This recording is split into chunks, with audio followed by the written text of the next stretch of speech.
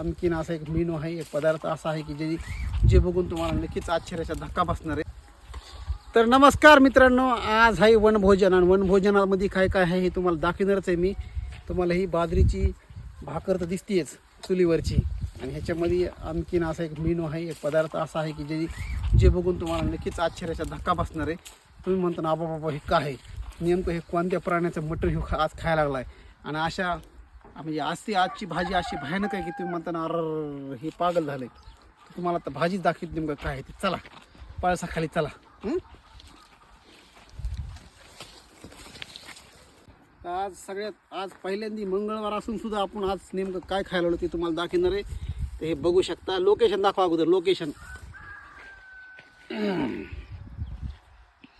बाबा इकडे बघू शकता तुम्ही.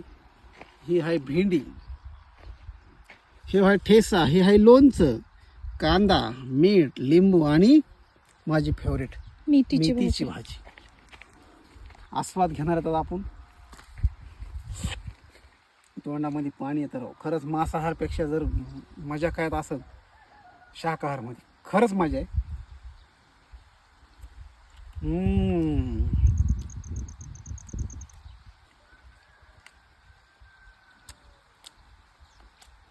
ठेसा, ही भेंडी,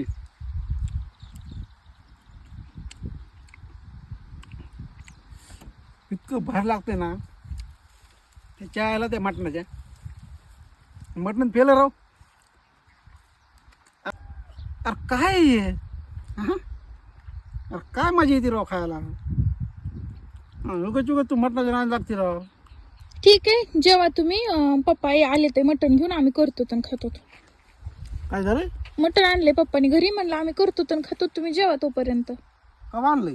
हे काय आताच घेऊन आले ते, काय टेकले ते. काय झालं? कुठे यायला? घरी. कशाला?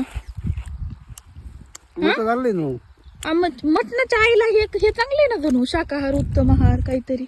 नाही हे बी आहे भारी. हं. पण हे काय, हे आपण रोल बी खाऊ शकतो ना. मटण रोल नाही ना खाऊ शकत. कुठे मामा? ती लायकी ह्या आलोय माणसाची. मामा. बघा हे बघा, शाकाहारवाला माणूस पळाला पाहिलं. कशात नाही आणलं मटण, आता खाऊ आपण मस्त पैकी. दिवतांना हाकलो. चला जेवते आता मी. मटणाच्या आशेमध्ये हे बी गेलं त्यांचं.